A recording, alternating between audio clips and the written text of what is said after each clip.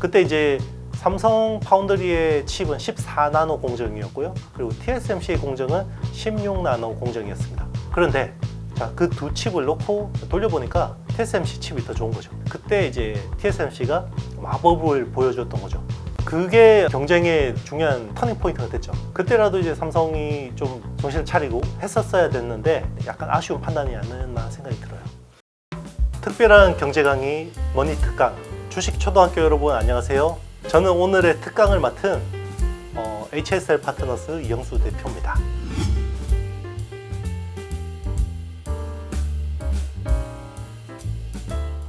네, 3나노 게이트-올-어라운드 같은 경우는 2년 전에 삼성전자가 굉장히 의욕을 가지고 밀어붙인 프로젝트인데요.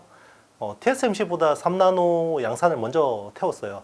그래서 TSMC 같은 경우는 기존의 핀팻이라는 기술을 그대로 썼는데 삼성은 이제 게이트-올-어라운드라는 신공정을 도입해서 굉장히 의욕차게 밀었는데 의미 있는 고객들이 오지 못했죠. 네, 그래서 우리 의미 있는 고객이라고 하면 뭐 엔비디아나 AMD나 퀄컴이나 뭐 이런 회사들이 왔어야 됐는데 사실 의미 있는 고객들이 유치되지 못했고 그리고 이제 생산 수율 자체도 굉장히 좀 잡는 데 어려움이 있다 보니까 계속해서 좀 안 좋은 이야기들이 많이 나왔었고요. 최근에는 이제 그런 것들이 안 좋은 루머하고 겹쳐서 좀 증폭돼서 이야기들이 흘러나온 것 같은데 여의도 증권가 찌라시라고 하는 데서 이제 이야기가 나왔던 건데 20만 장이 불량이고 이걸 폐기하기 위해서 1조 이상의 비용이 들 거다라고 이제 났었는데 저도 파악을 해보니까 그 정도는 아닌 것 같고요.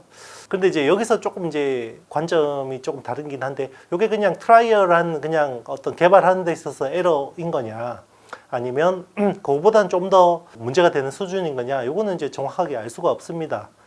그렇지만 뭐 시장에 그때 소문이 난 것처럼 그 정도의 충격은 없는 걸로 파악이 되고 있습니다.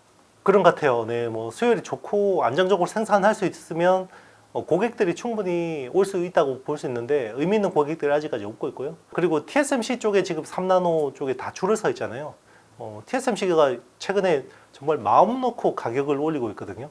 그걸로도 보면 네, 이제 합리적으로 추정해 볼 수 있죠. 지금 삼성도 그렇고 인텔도 그렇고 지금 TSMC를 전혀 추격하고 있지 못하구나 라고 파악할 수 있습니다.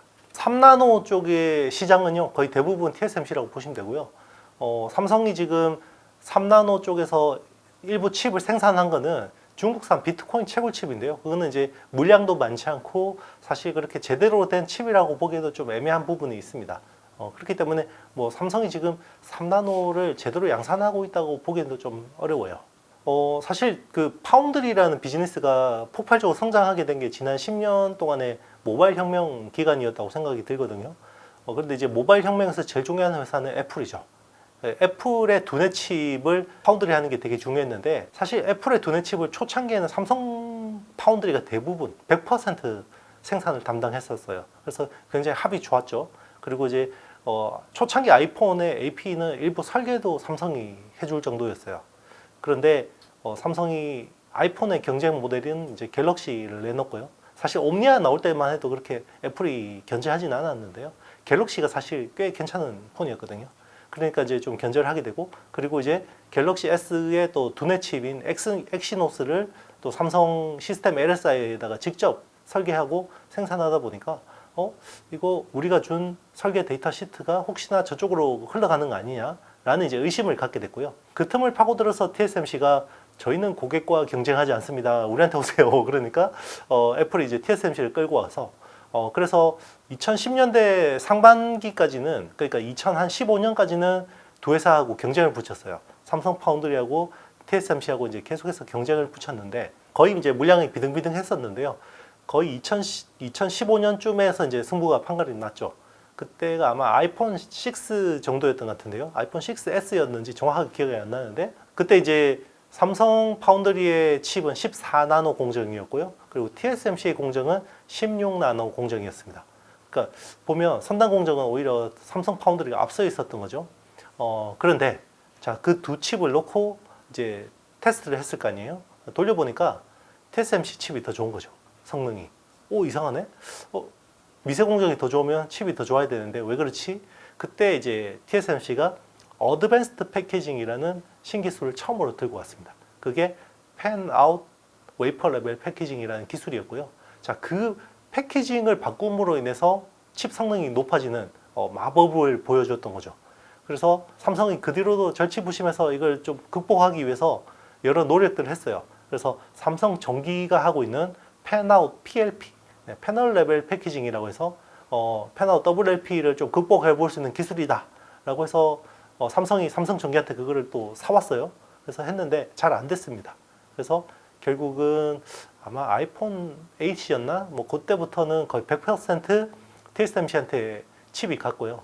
그래서 그때부터는 애플의 물량을 TSMC가 100% 담당하게 됐는데 그게 그러면 기술하고 무슨 차이가 있냐? 파운드리라는 건요, 설계를 정말 기깔나게 잘하는 업체하고 붙어서 같이 하다 보면요, 실력이 같이 생겨요. 애플은 사실 뭐 우리는 이제 뭐 스마트폰 업체라고 생각하지만 저전력 기반의 칩을 제일 설계 잘하는 회사가 애플이에요. 그래서 애플 실리콘이라고 할 정도로 그런데요. 얼마 전까지만 해도 거의 안드로이드 거의 최신 칩셋하고 애플의 최신 칩셋이 거의 2년 정도의 격차가 날 정도로 벌어져 있었거든요. 최근에는 이제 퀄컴 같은 업체들이 많이 따라와서 여기 지금 이제 격차가 많이 줄었는데 그만큼 애플이 설계를 잘해요. 그러니까 TSMC하고 애플하고 계속해서 같이 뭘 하다 보면 뭔가 같이 고민을 하면요, 이게 IP라는 게 생깁니다. 그래서 지적 재산이라고 하죠. 그러면 이걸 또 후발 업체들은 이걸 또 피해서 생산을 해야 돼요.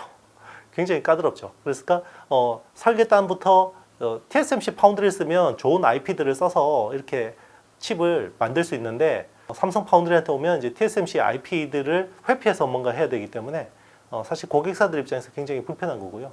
그리고 이 IP 숫자 자체도 TSMC가 거의 삼성보다 한 3배 많고요. 그리고 질적으로도 TSMC IP가 훨씬 더 많습니다. 이제 그런 부분들이 또 있고, 지금은 이제 선단 공정에서도 사실 거의 뭐 2년 이상 격차가 났다고 봐야죠.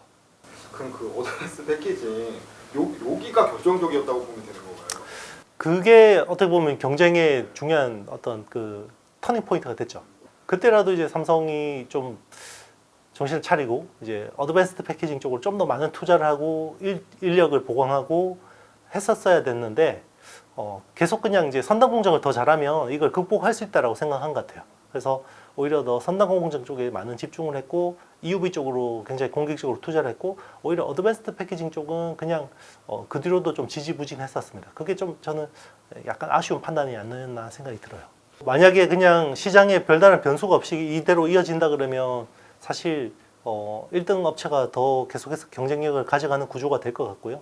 그리고 지금 사실 전방 시장에서 보면 가장 큰 수요처가 AI잖아요. AI 반도체인데 AI 반도체는 특징 자체가 이제 반도체라는 게 PPAC를 가지고 많이 이야기하거든요. 그러니까 퍼포먼스, 파워, 에어리어, 그리고 코스트인데요. 사실 AI 반도체는요, 퍼포먼스하고 파워하고 에어리어만 좋으면요, 코스트를 거의 무시해요. 그러니까 그동안에는 코스트가 중요한 포인트이기 때문에 후발 업체들도 좀 나눠 먹을 수 있는 그런 것들이 있었는데, AI를 놓고 보면 TSMC 쪽으로 더 몰릴 수밖에 없는 상황이고요.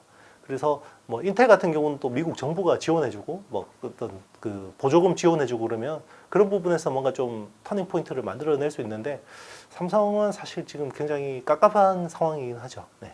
굉장히 뭐 이렇게 어떤 부분이 문제입니다라고 하기는 굉장히 좀 쉽지 않은 이야기이긴 한데요. 일단은 저는 메모리 반도체 헤게모니가 바뀌었다고 생각해요. AI 때문에. 지난 10년 동안의 그 모바일 혁명의 반도체에서 굉장히 특징적인 부분은 기존의 범용이었던 프로세서가 주문형으로 바뀌었잖아요. 그래서 주문형으로 바뀌면서 TSMC라는 파운드리 업체가 크게 수혜를 봤던 건데, 지금 AI 혁명이라는 거는 결국 메모리 반도체의 주문형화를 보고 있거든요. 근데 HBM이라는 거는 기존의 메모리하고 굉장히 특징이 다릅니다.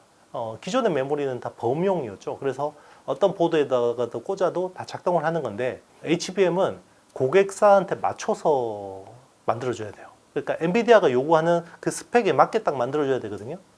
그래서 주문형 메모리라고 볼 수 있는데, 그런 것들을 대응할 수 있는 시간이 부족했던 것 같고요. 삼성 입장에서는. 그러니까 엔비디아라는 고객을 좀 사실 제대로 못 본 거죠. 네, 등한시했던 거고, 또 하나 이제 사실 HBM 기술 자체도 사실 하이닉스한테 좀 밀리는 측면들이 있습니다. 네, 그래서 그 두 가지, 일단 시장을 잘 못 봤고요. 그리고 기술적으로도 지금 리더십을 좀 이제 이쪽 그 주문형 메모리 쪽에서는 약간 좀 잃어버렸다 이렇게 볼 수 있을 것 같아요. 저도 그렇게 보고 있습니다. 이제 다만 시간의 문제라고 보고 있고요. 그런데 이제 중요한 거는 이제 엔비디아가 삼성 파운드리한테 맡길 것 같지는 않고요. 그러니까 이제 요거는 이제 HBM이 아니라 파운드리를 말씀드리는 거예요. 근데 이제 AMD라든지 이제 그 주문형 반도체 설계하는 회사들 입장에서는 삼성 파운드리라고 뭘 해보려고 할 수도 있죠. 네, 그런 쪽에서는 기회는 있습니다.